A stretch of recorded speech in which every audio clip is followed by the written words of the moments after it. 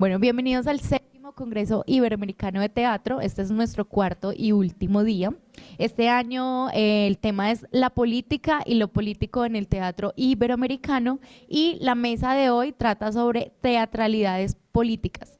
Les solicito amablemente a nuestros ponentes estar atentos al tiempo para dar cumplimiento a los contenidos de la totalidad de la mesa. Vamos a iniciar en este momento con desde Bolivia, Ramiro Mendoza, con su ponencia hacia un teatro no antropocéntrico desde Cosmoprácticas Andinas, experiencias desde el teatro para el buen vivir. Les recuerdo que cada ponente tiene 10 minutos. Adelante, Ramiro. Bienvenido. Te estamos viendo Hola, en este momento. hola. ¿Me escuchan? Sí, te escuchamos perfectamente. Bien, muchas gracias. Buenos días. Un saludo acá desde Bolivia. Les voy a compartir un banco de distintas imágenes mientras voy exponiendo. Sí, Ya vemos tu, bueno, ya vemos tu pantalla. perfecto. Bueno, yo soy el fundador del proyecto Teatro para el Buen Vivir. Sí, es más que un elenco, es como un llamado, un encuentro acá desde Bolivia. Y un poco quisiera situar el contexto en el cual se desarrolla mi investigación teatral, entendiendo de que este quehacer artístico, creativo, se confronta o está dialogando con estos fenómenos sociales de la globalización, el contexto capitalista, patriarcal, en el que estamos inmersos, lo que conocemos también como el antropoceno, ¿no?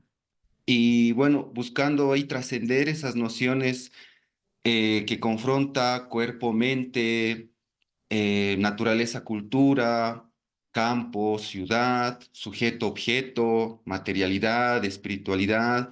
Es que busco como repensar más allá de las propuestas del poshumanismo, sino desde nuestro pensamiento situado, local y territorializado, que en mi caso es desde La Paz, muy influenciado con lo aymara, esta búsqueda de mi quehacer escénico, también entendiendo estas propuestas que ya desde el teatro de Manuel Infante, quienes han estudiado el teatro de Manuel Infante, van catalogando este teatro no antropocéntrico como un poco de descentrar esta, valga la redundancia, centralidad de todo el arco dramático o de la creación artística solamente en el humano, entendiendo que hay otros actantes, ¿no? Entonces, en un inicio, el Teatro para el Buen Vivir inicia como una propuesta de teatro y descolonización. Yo, aparte de hacer teatro ya como 10 años, soy comunicador social y politólogo.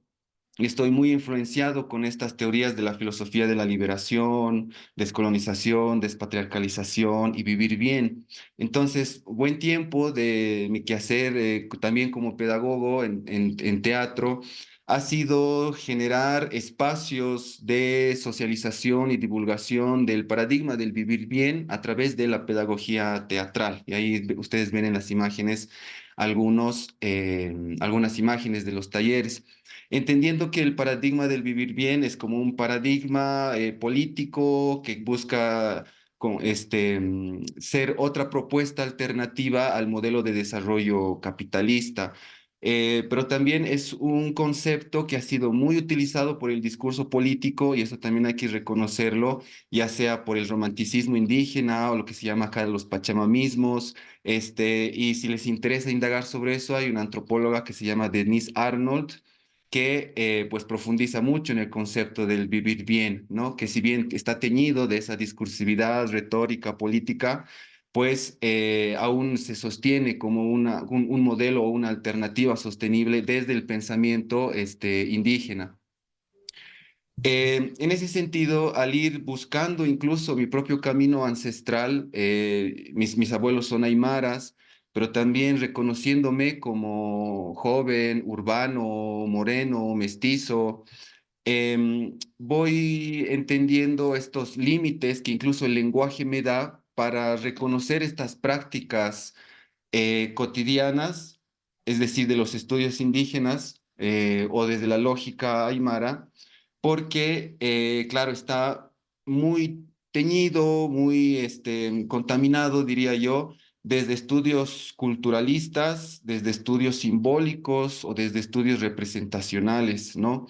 Entonces, ¿cómo ir un poco más allá de trabajar con saberes indígenas, más allá de la mera tematización, más allá de lo discursivo y más allá de lo simbólico y lo cultural? Entonces, ahí es en donde un poco esta investigación me lleva al laboratorio de estudios ontológicos y multiespecie, en donde me empiezo a empapar un poco de la teoría del giro ontológico, el perspectivismo amerindio y la cosmopolítica, porque han sido recursos que me han permitido no solamente acercarme a los estudios y a los saberes locales, sino también a reconocer mi propio camino, ¿no? Ancestral y poder entender todo este campo relacional que desde la práctica aymara es pues animista, ¿no? Entonces, muchas personas que empiezan a trabajar ritualidades y puestas en escena, em, cuesta un poco como que reconocer y tomar en serio al otro. Y el otro, no solamente como los otros humanos que nos rodean, sino también a los otros seres con los que trabajamos. Y desde así las prácticas, y no evito decir cosmovisiones, porque incluso hay un autor que se llama Conde Münter que empieza a criticar el concepto de cosmovisión y le llama cosmopráctica, porque son saberes que se encarnan, ¿no? Son saberes en movimiento, sensibles, en afectos y que llevan sustancia, trascienden, ¿no? Entonces, en ese sentido, abordando todas esas saberes y que me han permitido un poco, incluso permitirme a mí seguir este camino de hacerme acompañar y dejarme enseñar por las plantas, por las piedras. Acá nuestro ser tutelar en La Paz es el abuelo Illimani, la montaña Illimani. Y también toda esta carga ancestral del linaje que también llevamos, pero que no se llevan a la puesta en escena como un tema, una idea o un discurso, sino como desde el proceso creativo interviene esta otra lógica, ¿no? Entonces, ¿qué es cuerpo desde esta cosmopráctica andina? ¿Qué es tiempo? ¿Qué es espacio? ¿Qué es actuar para los aymaras? Y cómo eso revierte un poco el proceso creativo y nos invita a descolonizar la imaginación, no solamente a descolonizar el cuerpo, sino a descolonizar las prácticas escénicas. Dentro de todo ese bagaje de recorrido y de investigación en los laboratorios, se han generado tres puestas en escena, una que es cuerpo vegetal, otra que es cómo se mueven las piedras y la otra obra es cómo ser un árbol. Cuerpo vegetal es una puesta en donde estoy yo con una planta danzando, porque me preguntaba las posibilidades de bailar con una planta, siendo invitado y dejarme enseñar por el movimiento de la planta. Y eso llevaba a la transformación de mi cuerpo. Después de la puesta, por ejemplo, mi sensorialidad, mi corporalidad, al buscar esa lentitud, ese tiempo vegetal, pues me transformaba, incluso no tenía ganas de comer carne después de las funciones, me educaba la atención. Entonces, es una relación de generar vínculos, sustancias y dejarse enseñar por el otro más que humano. En el caso de cómo se mueven las piedras, era una obra de danza contemporánea en donde se invitó a danzantes de danza contemporánea a trabajar con la materialidad de la piedra, porque uno piensa que la piedra es inerte, pero están sucediendo muchas cosas, no solamente dentro de la piedra, sino con la piedra, porque no se trata de trabajar sobre la piedra. En ese sentido, ya el poner piedras que también tenían todo un proceso de llamamiento o de caminar con las piedras, generaba ya una modificación con nuestros cuerpos, los toquemos o no. Entonces, ese era como que un dispositivo escénico para trabajar con las piedras. Y la otra obra de cómo ser un árbol, pues ya trabajaba desde la dramaturgia, es una obra que he escrito pero que he escrito con el bosque. ¿Por qué? Porque el proceso de escritura, más allá de un proceso de escritura vegetal y que tenga una escritura rizomática o en mi caso anillada, porque cuando uno corta el tronco hay anillos y cada anillo es un tiempo, por eso la estructura de la obra terminó siendo metateatral, es que al trabajar con estos otros seres o materialidades, nos permite debatir sobre el tema de la autoría, que hasta qué punto la creatividad es como que esa habilidad inerte que uno puede detonar desde yo como individuo, o es en todo caso una relación. Y ahí me sostengo un poco de Tim Ingold al estudiar la creatividad no como producto, sino como relación, como experiencia, la creatividad como algo que nos experiencia.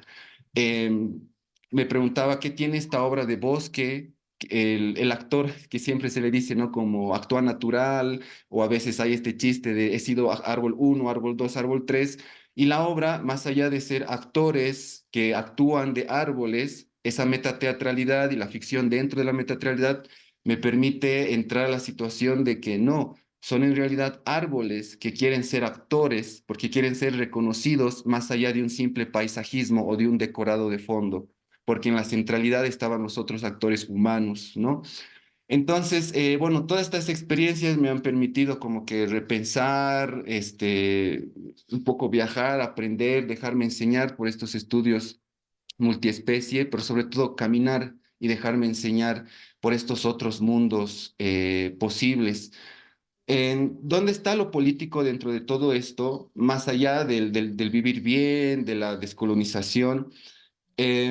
Hay un autor que desde el giro ontológico, junto a Marisol de la Cadena, Mario Blaser, nos invita a repensar esta otra política desde el giro, desde las ontologías relacionales, en donde discriminamos la política racional, que es la que conocemos, que es discursiva, retórica, ideologizada, y que empecemos a pensar dentro de todos estos otros mundos posibles una cosmopolítica en donde no solamente tomamos en serio al otro, sino que nos dejamos enseñar por el otro, permitiendo esta convivencia de mundos más que humanos.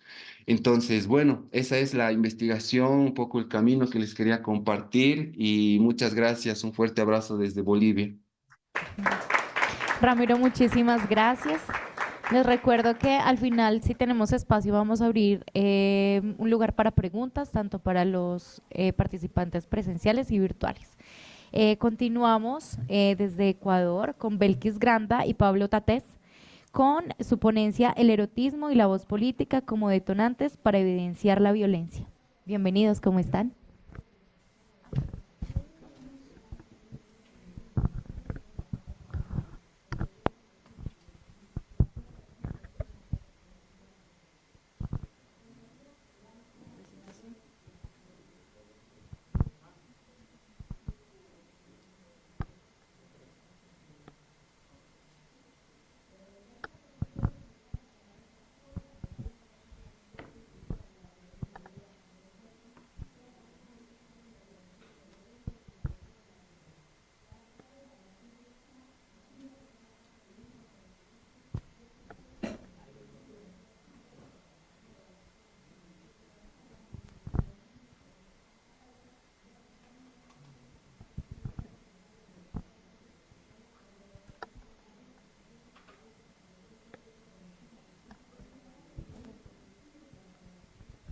Muy buenos días. Desde el 9 de enero de 2024, Ecuador vive un conflicto armado interno. La declaratoria de estado de guerra fue emitida mediante la firma de un decreto ejecutivo por el presidente de la República, Daniel Noboa Assim. El contexto de guerra agudiza la situación de violencia en la que viven las mujeres y niñas víctimas de femicidios desde el 1 de enero hasta el 15 de marzo de 2025 son al menos 82. De estos, al menos 50 femicidios ocurrieron en sistemas criminales y 31 en contextos íntimos, familiares o sexuales. La violencia feminiza los cuerpos como una estrategia de dominio, feminización entendida como subalternidad, donde se busca reducir a la víctima en contraposición a la masculinidad dominante del verdugo. Esta feminización, además de silenciar a las personas, las convierte en objetos de control y opresión. Ante esta opresión se propone el erotismo como una fuerza movilizadora de la vida interior capaz de despertar al ser humano de la inercia impuesta por las estructuras sociales. El erotismo, entendido como potencia vital, conecta al individuo con las dimensiones más profundas de su ser.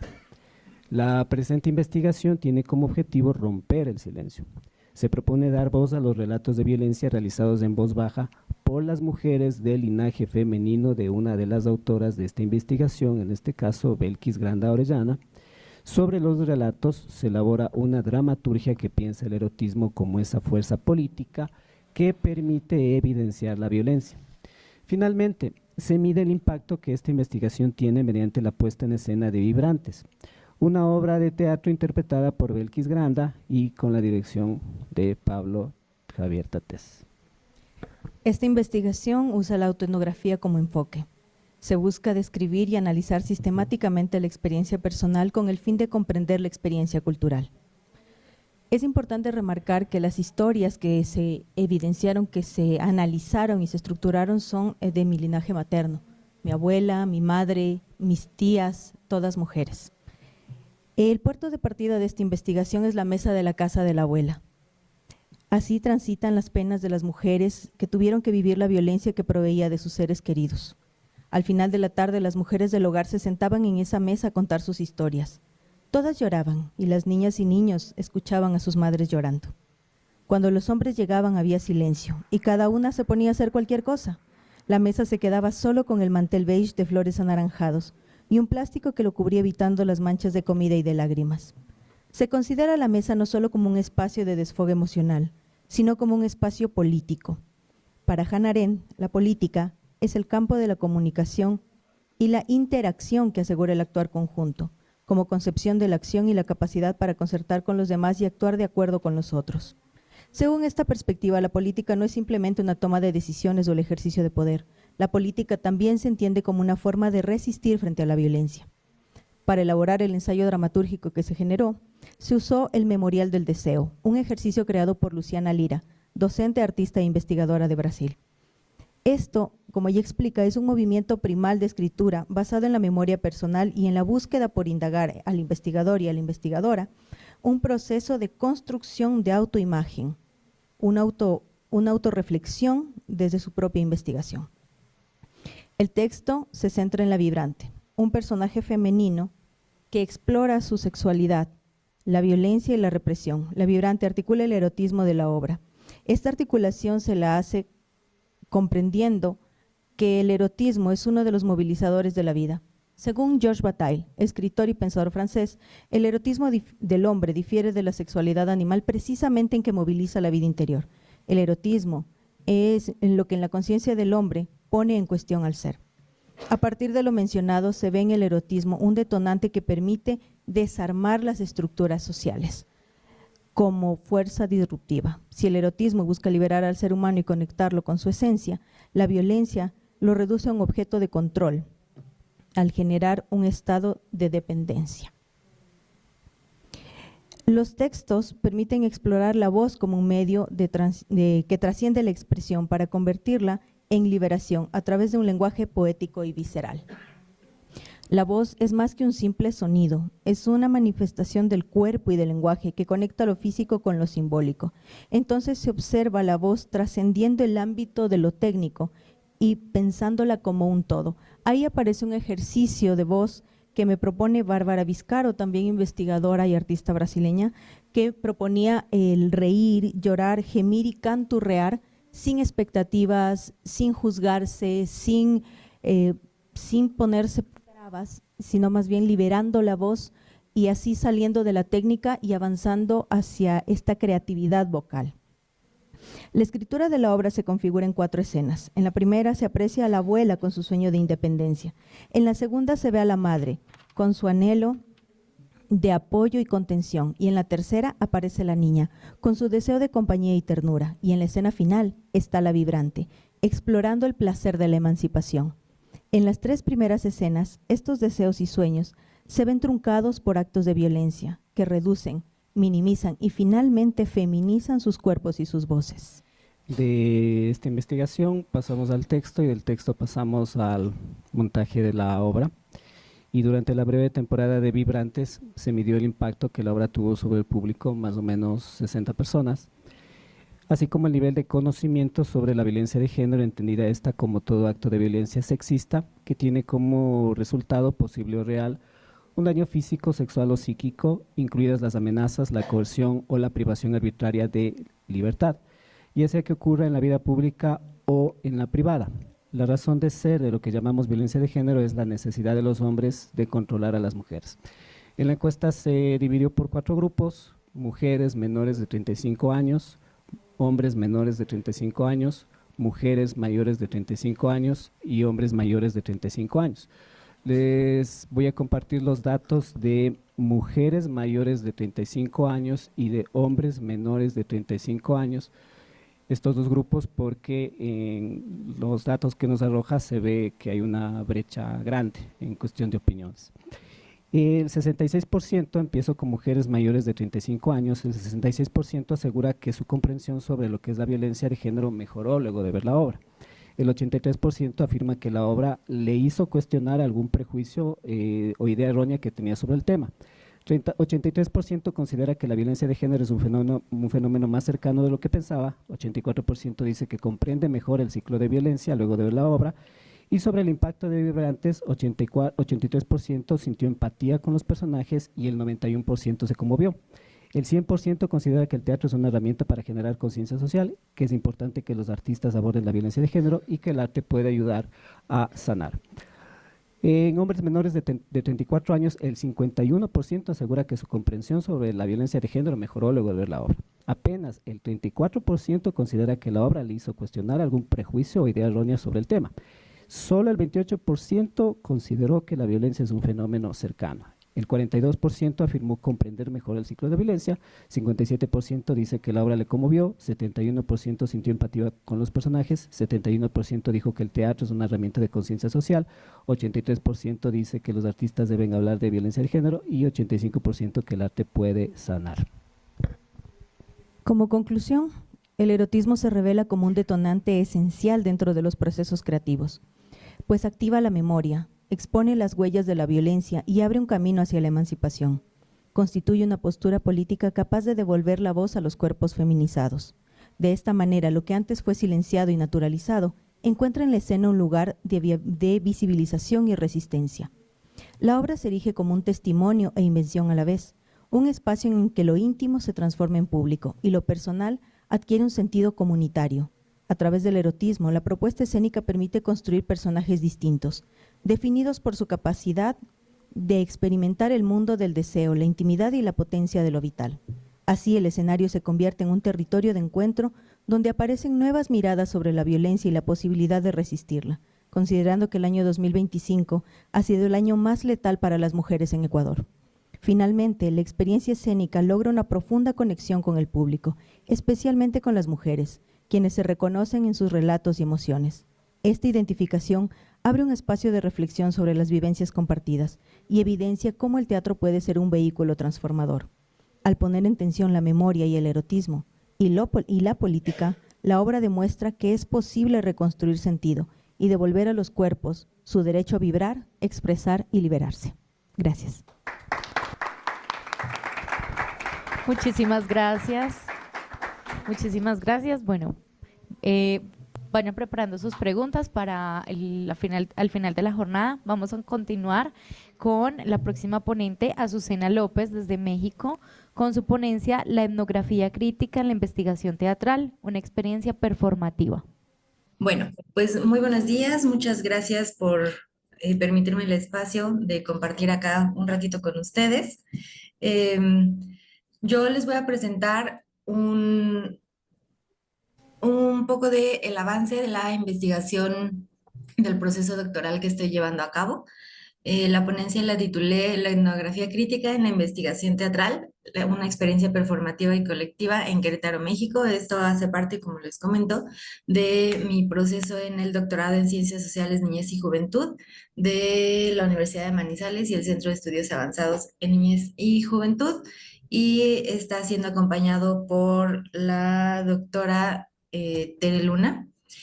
El proceso como tal de investigación hasta ahora lleva el título de La acción política del teatro, narrativa poética y subjetivante de lo femenino en lo colectivo. Entonces, la idea es contarles un poquito de qué va el proceso. Y pues bueno, del origen siempre es indispensable saber desde dónde se habla y cómo se llegó al punto que se está haciendo referencia. Para ello es necesario primero hablar del punto de partida y conocer un poco la historia desde el principio. Bueno, mi primer acercamiento al teatro fue cuando yo tenía 17 años.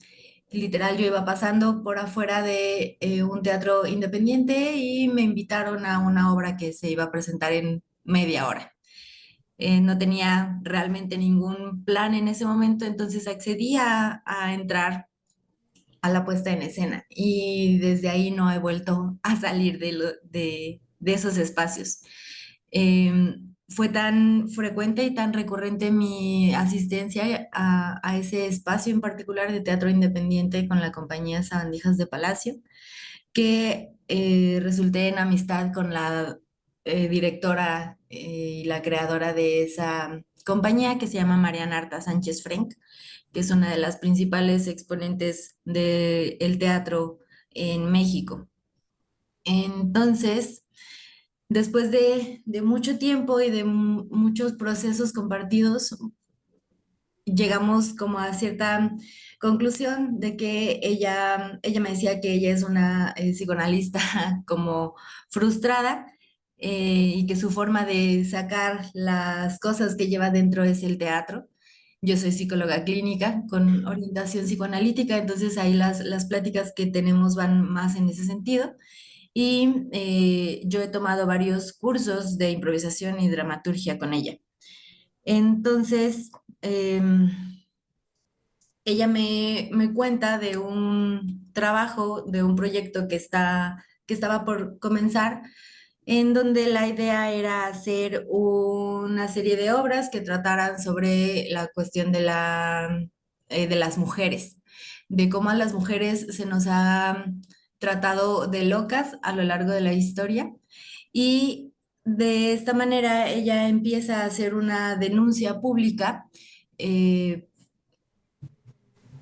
por cuestiones de violencia de género de un director de teatro de acá de la ciudad. Y cuando ella hace esa denuncia, un montón de mujeres del gremio le responden que han sido víctimas de la misma situación por parte del mismo sujeto. Entonces deciden reunirse, deciden hablar sobre la situación. Se genera un colectivo nombrado Labios Superiores, y a partir de esta reunión de mujeres se crea un montaje que se llamó La Noche de las Alienadas, que fue escrita y dirigida por Mariana, pero fue una creación colectiva. ¿A qué me refiero con esto? A partir de esta denuncia, como les decía, se reunieron muchas mujeres y fueron alrededor de 15 las que participaron en la creación colectiva de los personajes, de la historia en general, de la forma en la que iba a suceder el montaje. ¿Y por qué les estoy contando esto? Porque yo fui llamada específicamente en ese colectivo, primero a dar contención emocional por la situación de violencia en las que todas habían pasado, y posteriormente me invitaron a ser parte del montaje. Yo les reiteraba pues que yo no soy actriz, pero todas decidieron como brindarme una mano en ese sentido, acompañarme en el proceso, y yo les comenté que yo estaba realizando la investigación del doctorado y ellas accedieron a que fuera un trabajo en conjunto, ¿no? Ellas, digamos, me ayudaban en esta cuestión escénica y al mismo tiempo aportaban como su consentimiento informado para ser parte de mi investigación. Entonces, la guía epistémica que me ha sostenido en este proceso ha sido la hermenéutica ontológica política, y trata esta perspectiva de de desocultar otras formas de realidad, ¿no? La idea es poner en evidencia, poder mostrar y poner accesibles a la mirada otras formas de realidades, ¿no? Y que justo es algo de lo que también se encarga el teatro, permite trazar horizontes de sentido para comprender diversas perspectivas que forman al mundo social y sus formas de habitarlo, a partir de un lenguaje específico y de una apuesta ético-político particular. Entonces, la apuesta que se manejaba en esta obra, pues justamente era la idea de crear colectividad para poner en evidencia una situación que es compleja, una situación que es recurrente y que es necesaria, que es necesario que se visibilice para que se pueda realizar una acción distinta en ese sentido. Entonces, la guía metodológica es la etnografía crítica, que a diferencia de la etnografía clásica, pone a temblar el mundo del sentido. O sea, todo el mundo del sentido todo el tiempo está en disputa, ¿no? Entonces, todos tenemos una manera particular, desde nuestra perspectiva, desde nuestras vivencias, de leer las situaciones. Y la idea es, desde la etnografía crítica, reconocer al otro y ser reconocido, ¿no? También, como decía el compañero Ramiro, si no mal recuerdo el nombre, esta cuestión, que participó primero, de que cuesta trabajo reconocer al otro, ¿no? Tomarlo en serio. Entonces, la etnografía crítica permite este reconocimiento. Y la cuestión es justo como poner en diálogo la hermenéutica ontológica política con la etnografía crítica, pensando en la cuestión de la performatividad, que es el lenguaje en acción, ¿no? O sea, la idea de poder cambiar la realidad a partir del lenguaje y del reconocimiento de estos distintos sentidos.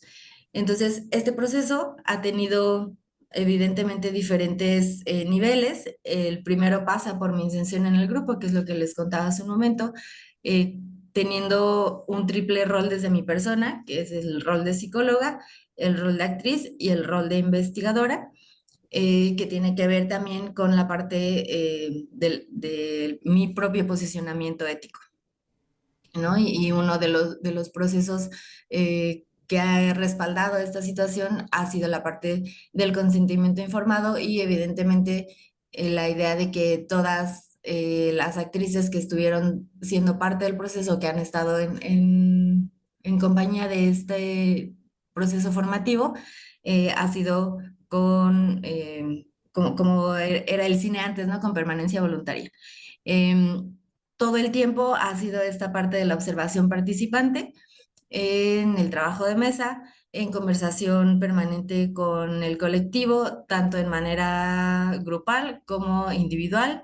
La parte de la escenificación del guión, esta puesta en escena se llevó a cabo hace 2 años con una temporada de mes y medio. Y bueno, después de esta situación, hemos tenido diferentes momentos de entrevistas con las actrices que tienen como objetivo testimoniar qué fue lo que les pasó a ellas con lo que pasó, ¿no? ¿Cuáles son estos movimientos de sentido que ellas tuvieron a partir del proceso desde su comienzo, ¿no? Desde la idea de juntarse para hablar sobre las violencias específicas en su gremio, particulares en sus vidas, y cómo es que el teatro puede llevar a que la realidad se modifique, que la situación sea otra, y qué es lo que a ellas les produce a nivel subjetivo esta idea de juntarse con otras mujeres para hablar al respecto. Entonces, un poquito la idea de compartir este espacio con ustedes era pues evidenciar que en todos lados es necesario poder juntarnos para decir cosas y para denunciar, y que el teatro es una vía maravillosa para poder hacerlo. Muchísimas gracias. Azucena, muchísimas gracias por tu participación. Bueno, vamos a continuar con el siguiente ponente, con los siguientes ponentes desde Ecuador. Tenemos a Yanina Suárez, Patricio Sánchez desde la virtualidad, y presencial tenemos a Marcelo Leighton con su ponencia Mediación Artística para Pensar lo Político en el Noreste de Guayaquil.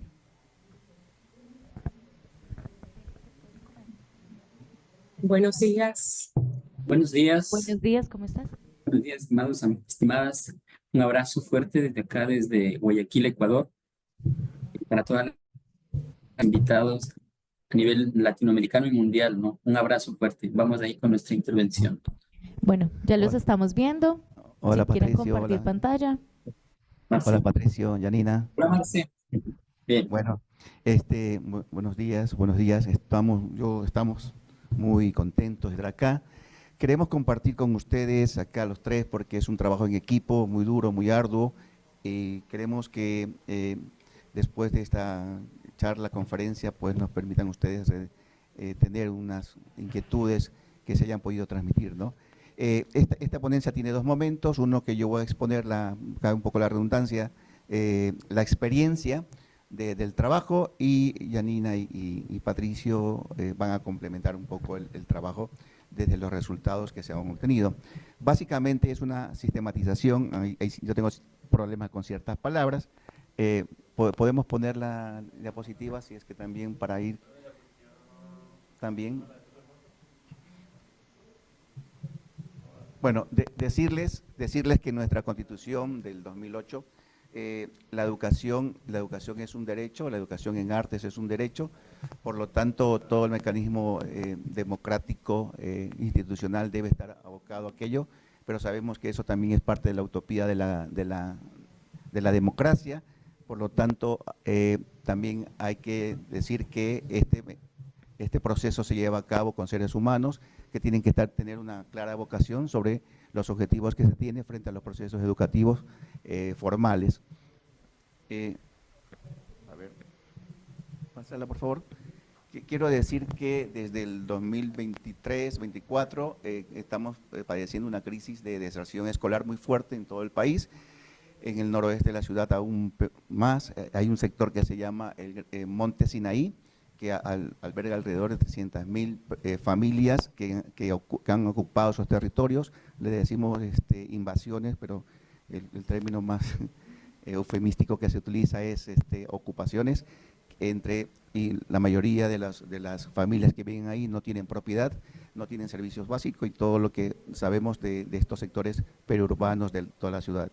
Frente a eso y frente a la poca respuesta que tiene la educación formal, las universidades tienen tres funciones sustantivas que la conocemos, que es la docencia, la investigación y la vinculación con la sociedad. Este proyecto parte de esta función sustantiva de todas las universidades que tienen, ¿no? Esta función sustantiva que, por cierto, en nuestro país, desde las políticas de las instituciones superiores, cada vez las horas que se le dan a los estudiantes para que participen en vinculación con la comunidad es menos, ¿no? En primer momento eran 240, 160, luego se redujeron y ahora están en 96 más o menos. Cada vez sistemáticamente se reduce esa participación de estudiantes en proyectos de vinculación, ¿no? A partir de esto, en el 2018 se propongo un proyecto que se llama Gran Teatro Monte Sinaí, con la intención solamente de hacer un taller vocacional. Entonces entablo y se abre la convocatoria y asisten alrededor de 50 niños, niñas y jóvenes, que es muy complicado porque es un sector bastante alejado de los centros de la ciudad, y solamente un profesor ahí, donde no había espacio, donde el único espacio que encontramos es una especie de antesala de una iglesia, y ahí trabajamos. El segundo momento nos pusimos como meta, y les voy a contar que yo pensé que al final de este taller me iba a quedar máximo con 10, pero me quedo con 40 chicos, que no sabía luego qué hacer, darle respuesta a esos 40 niños, chicos, jóvenes, no pasaban de los 15 años en ese tiempo. Entonces le propusimos a la contraparte, que es una ONG, el Hogar de Cristo, formar un grupo de teatro y tener una obra en repertorio.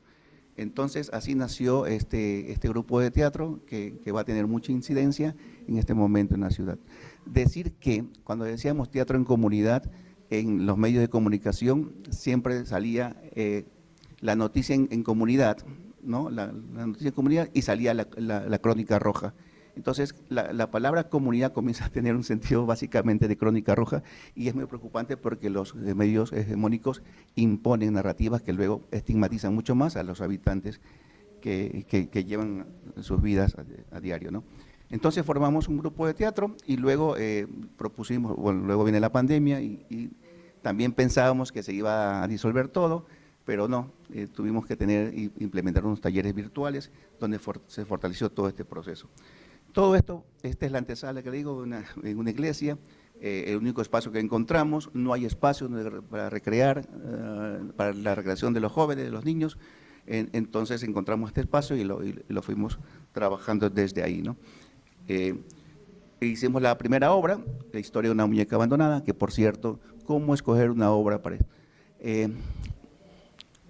Los niños y los jóvenes tienen ciertas dificultades entre ellas. Por ejemplo, ellos son papá y mamá, los hermanos llevan a los niñitos, a los chiquitos, cuidan las casas, algunos estudian, otros trabajan.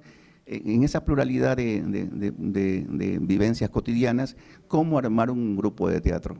Pues llegamos a un consenso de trabajar solamente los días sábados, ¿no? De 9:30 a 12:30, que fue el tiempo que nos dimos para trabajar esto. Esto es en el 2019 y formamos esta obra de teatro que, por cierto, para ese entonces ya habían quedado solamente 20 chicos. ¿Cómo encontrar una obra de teatro con el tiempo de ellos, con mi tiempo, con mi trabajo, para 20 integrantes?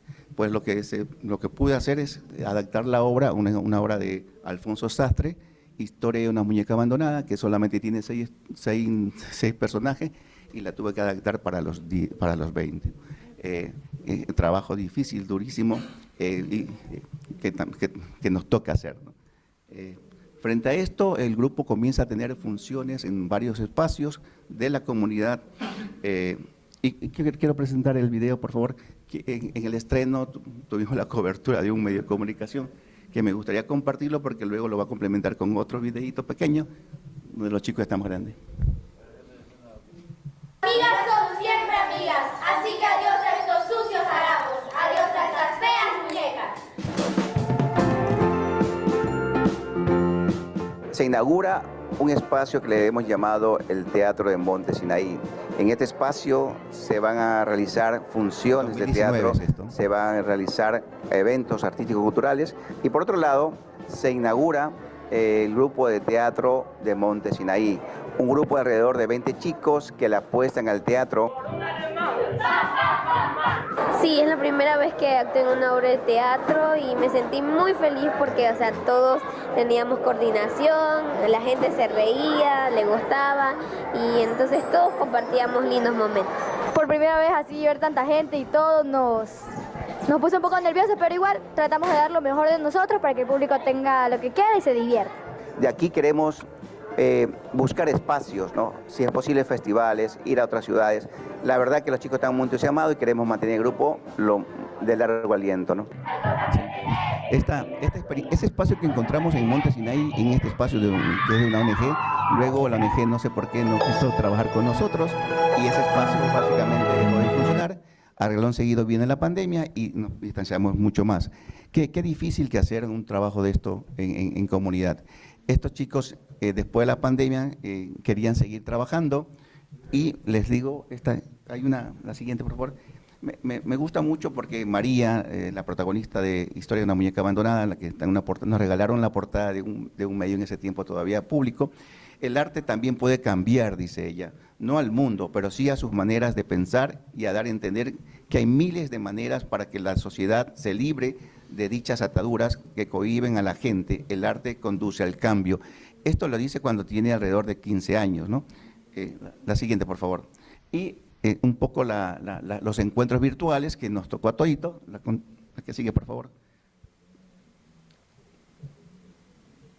Y tenemos acá, trabajando, cuando ya va la transición de la pandemia y post-pandemia, interesados en continuar, pues teníamos de cuando en cuando encuentros esporádicos con toda la delicadeza que el tiempo ameritaba. La siguiente, por favor. Y después que íbamos saliendo de pandemia, surge la necesidad de hacer una obra pero también recuperar la anterior. Y esta obra es algo muy grave va a pasar en este pueblo, que tiene que ver también con la pandemia, de esta paranoia, de este cuidado, de esta separación. Les gustó mucho cuando leímos este relato que circula por redes y lo adaptamos y lo llevamos a cabo.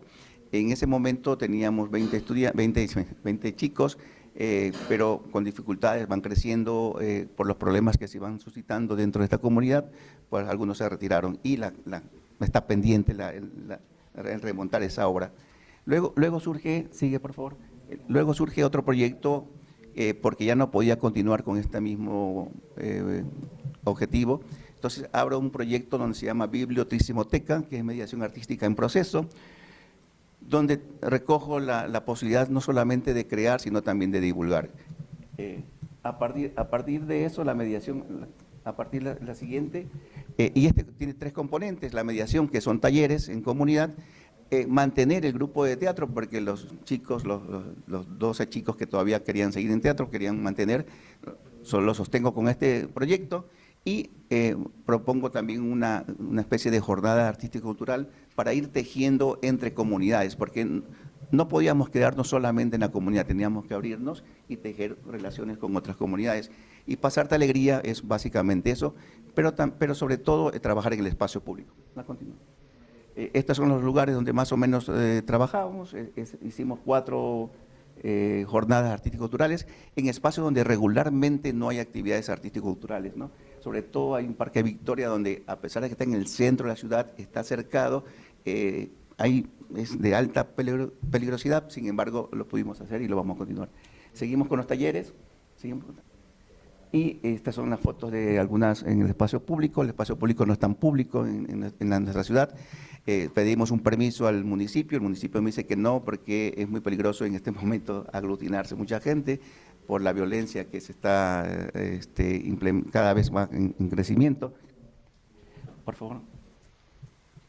Y aquí viene lo que quiero compartir. El teatro como un laboratorio de la fantasía social, ¿no? Permite a través del pensamiento sensible desarrollar un pensamiento crítico y por ende poner en funcionamiento un pensamiento creativo que promueve nuevas formas de construir otras realidades posibles.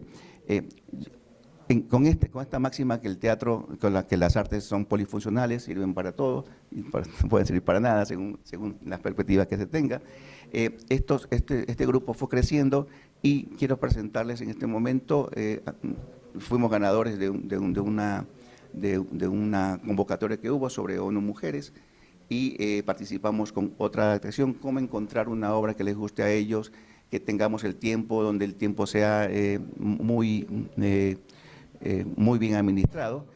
Otra vez me tocó adaptar un relato, pero en este momento clásico, porque también se parece que solamente hacer teatro en estos espacios es cómo reproducir lo que hay ahí. Entonces, distanciándonos un poco de esto y también les gustó mucho el relato y adaptamos en Dafne la libertad de un árbol, que es básicamente el mito del árbol de Apolo, ¿no?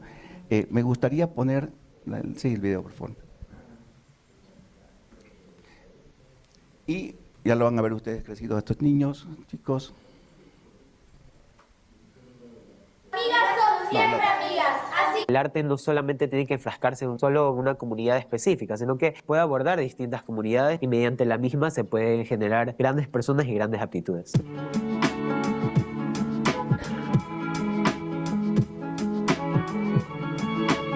Mi nombre es David Oviedo Maza, soy estudiante, soy integrante del proyecto de Gran Teatro en Monte Sinaí, una comunidad que tiene mucho talento, llena de entusiasmo, de ganas de crecer y con ganas de que los proyectos como el Gran Teatro pues se promuevan. Una comunidad que enfrenta muchos desafíos también por el sector de Monte Sinaí. Los graves problemas que enfrenta la comunidad es prácticamente la violencia, la inseguridad que se vive ahora en Guayaquil.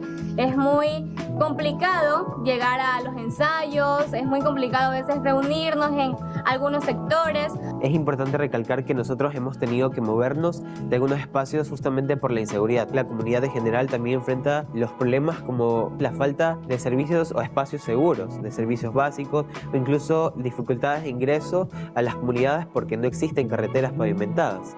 Para nosotros es muy importante el arte. Nos ayudan y nos impulsan, y siento que para poder cambiar esta inseguridad, esta violencia, es muy importante fomentar el arte, fomentar esta ayuda comunitaria, fomentar estos círculos sociales y estos círculos de apoyo. Pertenezco al Gran Teatro en Monte Sinaí, que es un proceso de vinculación con la sociedad impartido por la Universidad de las Artes. Justamente es un proceso de formación no formal en artes que incluye a muchos jóvenes y principalmente pues, a esta población en general. Presentamos a través de las obras distintas problemáticas de la sociedad. Por eso hacemos el arte, porque queremos llegar a dar reflexión, queremos llegar a dar concientización de lo que de verdad necesita esta sociedad. Actualmente el Gran Teatro en Monte Sinaí se encuentra participando en iniciativas artísticas para la paz.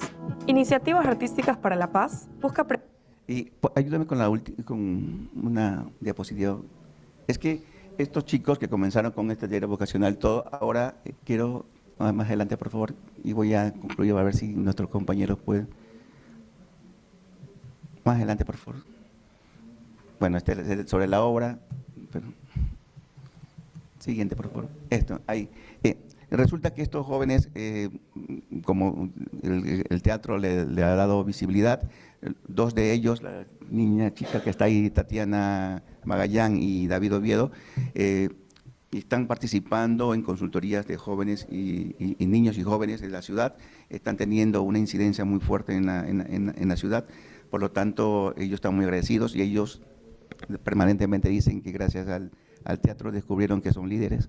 Entonces, creo que es una de las maneras como la universidad, a través de una política pública, puede ir generando una educación, en este caso no formal, pero que está incidiendo de una u otra manera en la toma de decisiones, por lo menos de la ciudad. No, perdón, pero los compañeros iban a complementar algo, pero no sé si tenemos ahí. Si quieren decir algo, unos minutos. Entonces, no sé si quieren complementar algo, perdón, pero... Muchas gracias. Diría así como más sintético que esta experiencia en el noroeste de Guayaquil, más allá de las prácticas artísticas como una recreación o como un espacio, digamos, entre comillas, por la paz, significa esa posibilidad de tener medios expresivos para estos sectores, para estos compañeros de poblaciones vulnerables y históricamente excluidas, poder participar con las prácticas artísticas y tener su voz, su expresión, sus expresiones simbólicas que más allá, vuelvo a reiterar, de un espacios de recreación, como se lo tiene a veces a las prácticas artísticas, han sido un mecanismo para reivindicar derechos, para expresar las necesidades y las problemáticas que tienen estos sectores. Y de alguna manera, pues, estos proyectos, que ya lo ha mencionado Marcelo, esta seguidilla de proyectos desde el año 2018, a mediano plazo han logrado estos efectos que finalmente se ven en estos cambios de proyectos de vida de la gente. Entonces ahí tenemos que como un efecto, como un impacto en que las prácticas artísticas pueden incidir en los proyectos de vida, pueden incidir en el entorno de la comprensión y del imaginario social, en el desmitificar el tema de las violencias en estos sectores y también tener la posibilidad de creer que en esos sectores existen gente, jóvenes, adultos, población que aspiran a una vida digna y una vida en paz. Sí, y para como reforzar esta idea de mis colegas, es como destacar que dentro de la Universidad de las Artes, la función sustantiva de vinculación con la sociedad enfatiza esa conexión con poblaciones vulnerables y en particular porque siempre los espacios están como limitados para las voces de las juventudes y esa visibilidad que se logra con la bibliotecimoteca o que se ha logrado con este proceso que ha tenido diferentes fases nos permite darles la voz y permitirles que sean los co-creadores de esos discursos y esas narrativas para poder hacer frente a toda una gama de violencias en sus sectores y también como una otra opción frente al reclutamiento de bandas y de criminalidades en sus barrios. Muchísimas gracias. Gracias. Gracias. Bueno, muchísimas gracias.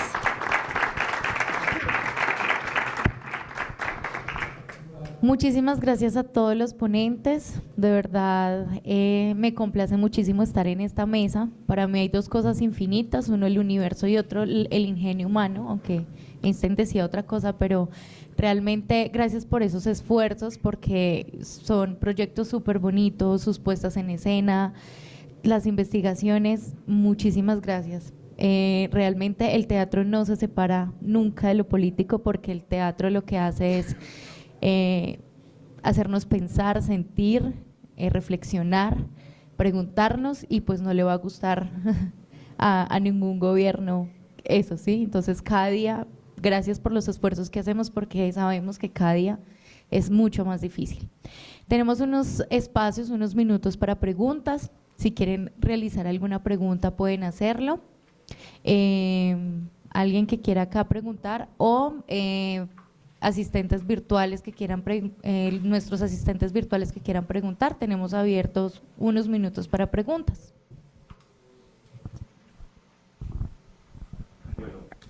Espérate un momento.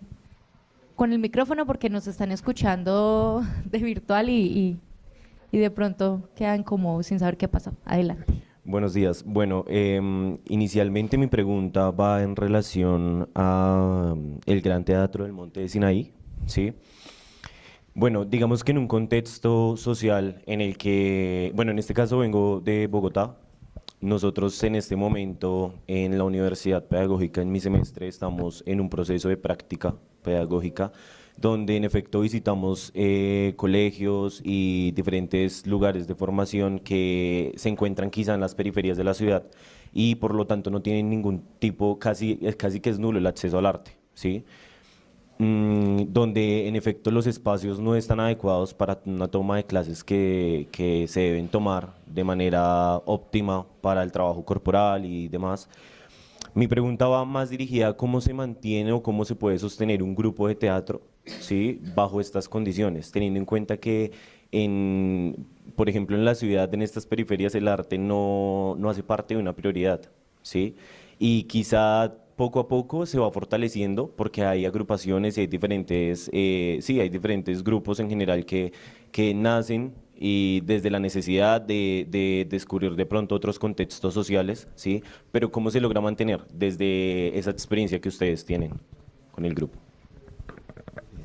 A ver, del 2018 acá nos hemos adaptado.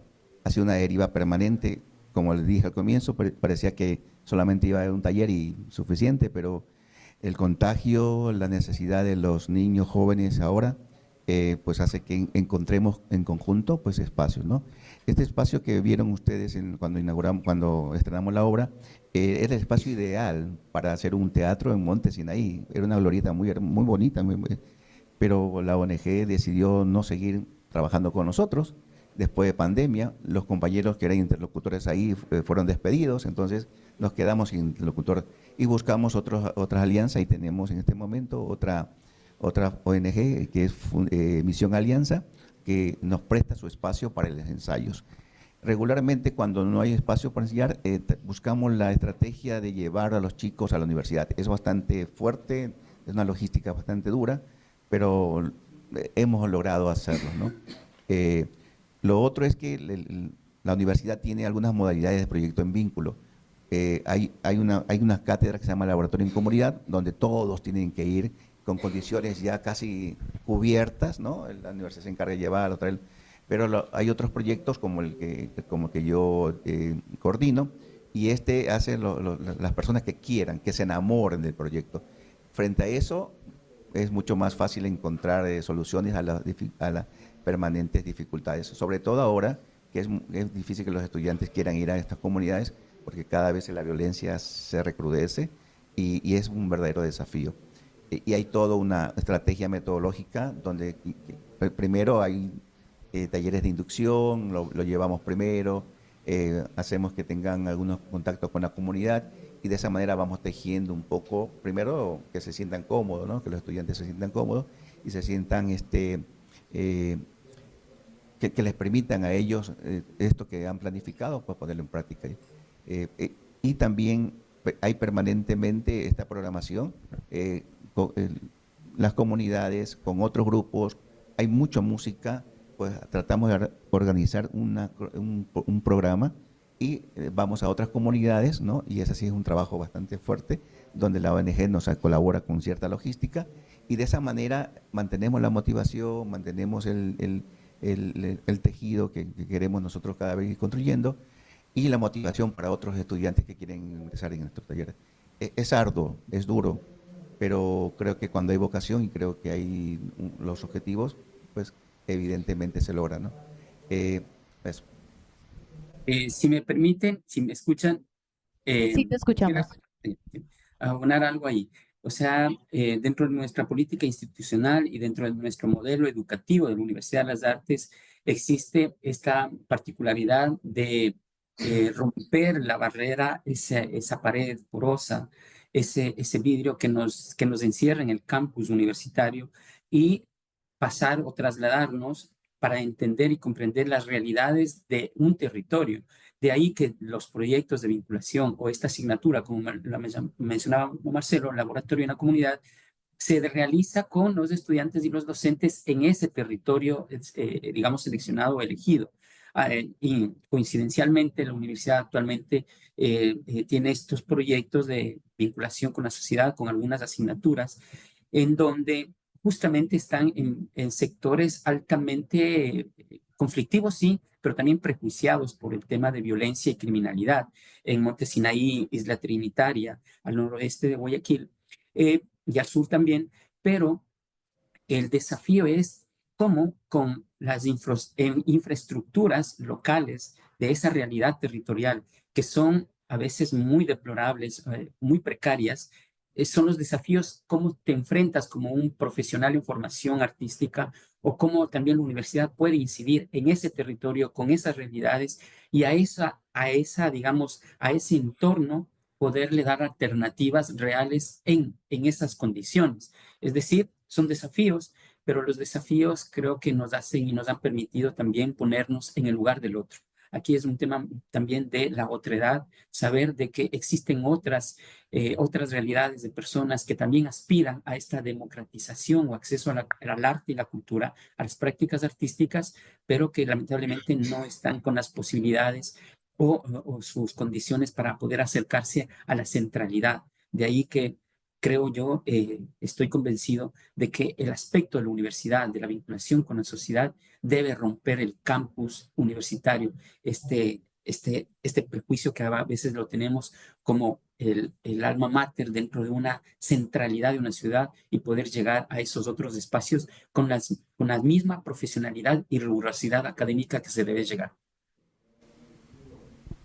Muchísimas gracias.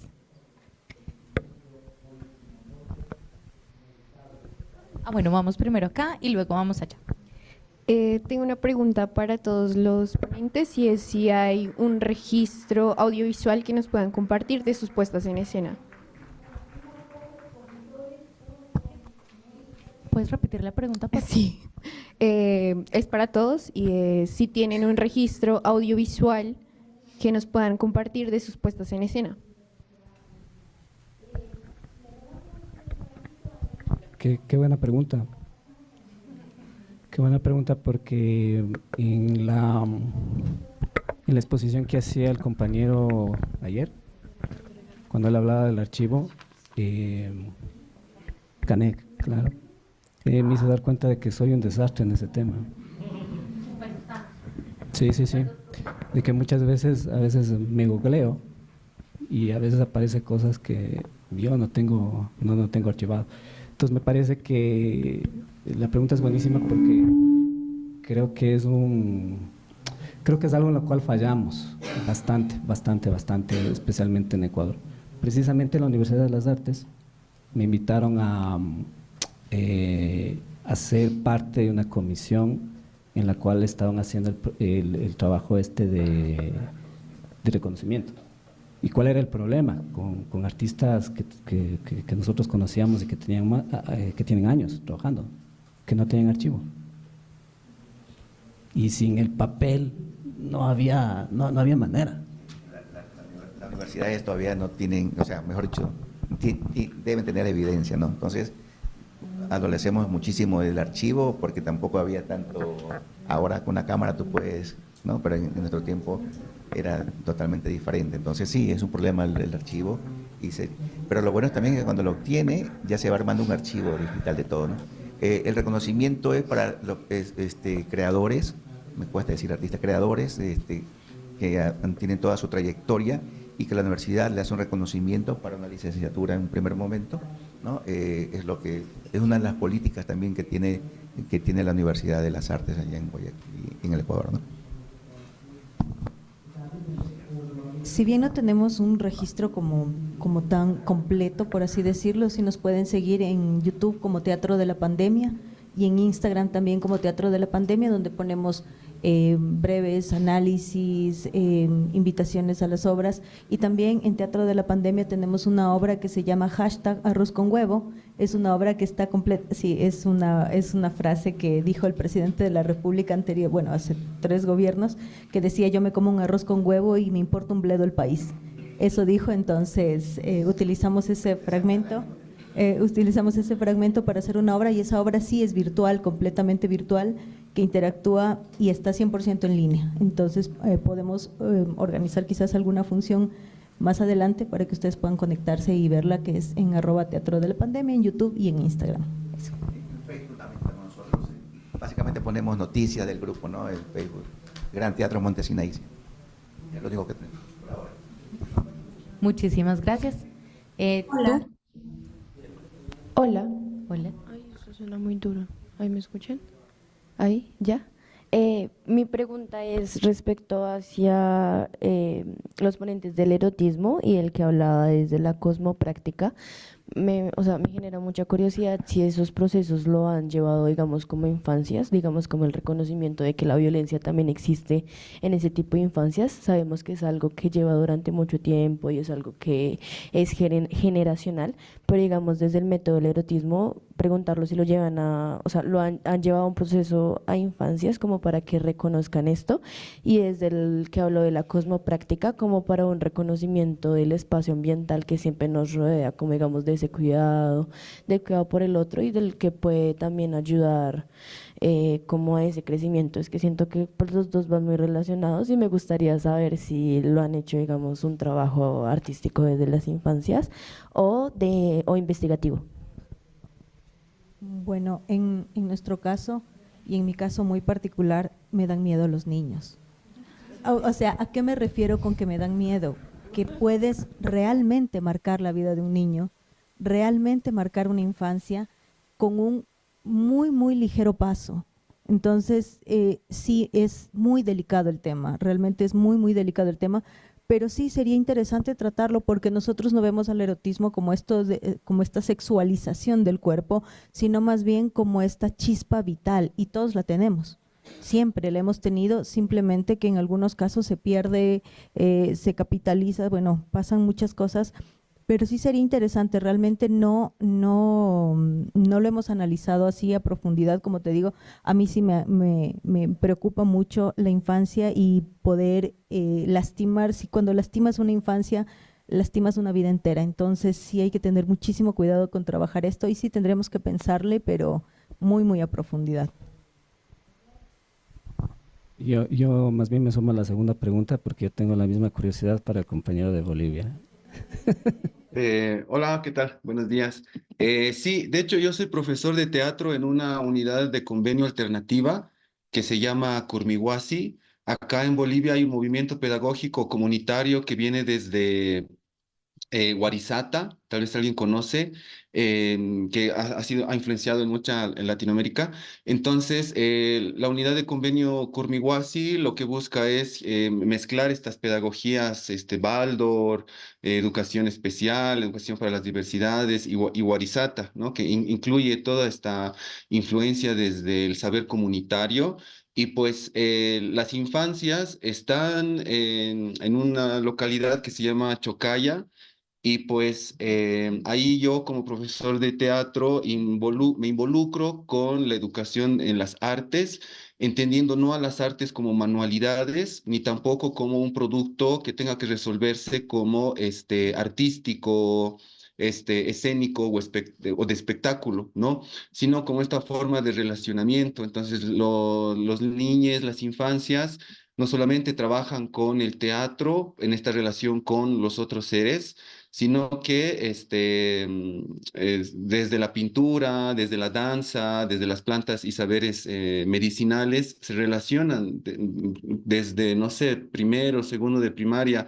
Ahí en el colegio tienen sus ovejitas, les enseñan todo el proceso de tejido, plantan plantas medicinales, y pues desde el teatro se abren espacios o encuentros de convivencia de las infancias con piedras, plantas, tejidos, lanas.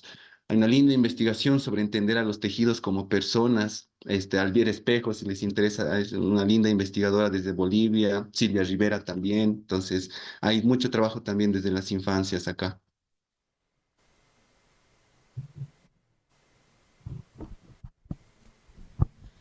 Bueno, vamos a hacer una última pregunta. Lo tiene. Bueno, mi pregunta es para Ramiro. Me ha interesado mucho este tema de cómo trabajar, digamos, con la naturaleza, con el agua, con la tierra. Yo creo que compartimos esta idea de que desde las cosmovisiones andinas, el agua está viva. El agua es una deidad, es Yaku, los Apus, son las montañas, están vivas, y nosotros dialogamos con estas deidades, con estos entes vivos, con las plantas, con los animales. Tenemos animales sagrados. ¿Y cómo estableces tú este diálogo? ¿Cómo entablas tú este diálogo en el espacio del teatro?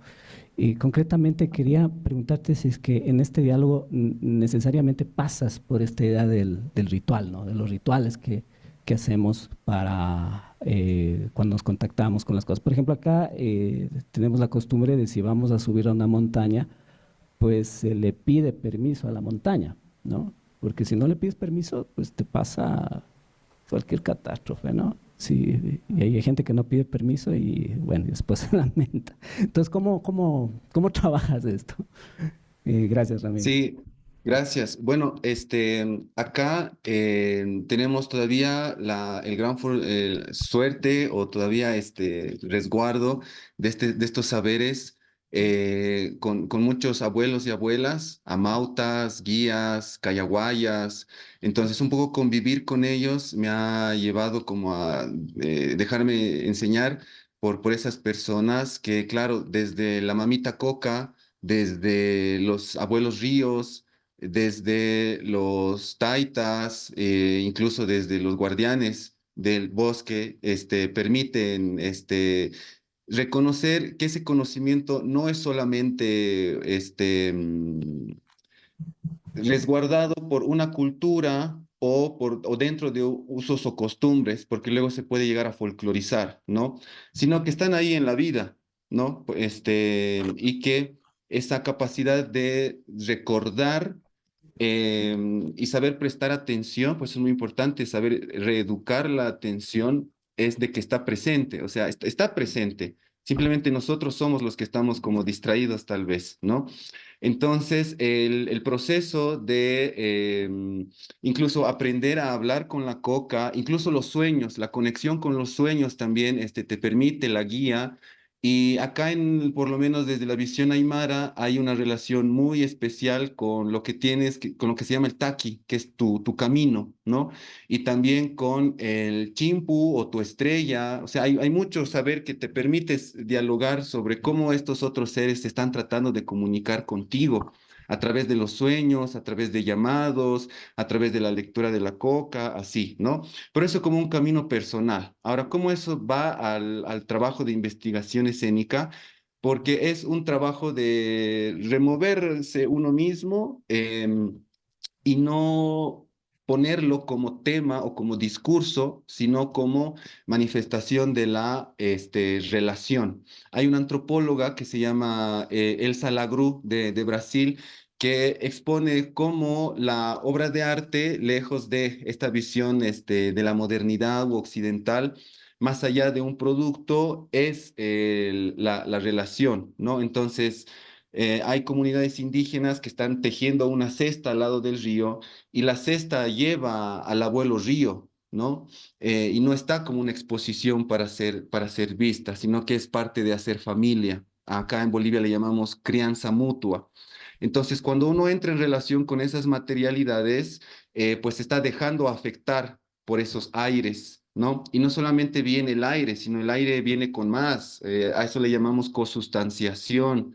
Entonces, esta crianza mutua es lo que permite reconocer estas prácticas cotidianas más allá del ritual. A mí me gusta un poco de construir la idea del ritual, de que es algo sagrado, contenido, sino que está ahí como una apertura cotidiana. De construir me refiero a que incluso la práctica ritual ha sido la mirada del otro hacia las prácticas cotidianas que tenían nuestros abuelos y abuelas, ¿no? E incluso nosotros como modernos, Bruno Latour va a decir en su texto, ¿no? Nunca fuimos modernos, que hasta tenemos nuestros propios rituales, ¿sí? Entonces, sí, un poco entiendo el ritual más desde lo cotidiano y lo vivencial, y que pues de esa práctica sensible, multisensorial, pues deviene obra. Igual me pregunto sobre cuáles son los límites de cuándo inicia y cuándo termina una obra, ¿no? Entonces me gusta mucho la palabra devenir y que estas puestas en escena son simplemente como brotes de las relaciones que se están dando. Bueno, muchísimas gracias, Ramiro. Bueno, estamos pasados un poquito de tiempo, entonces vamos a dar fin a esta mesa. Vamos a tener un receso de hasta las 11:20.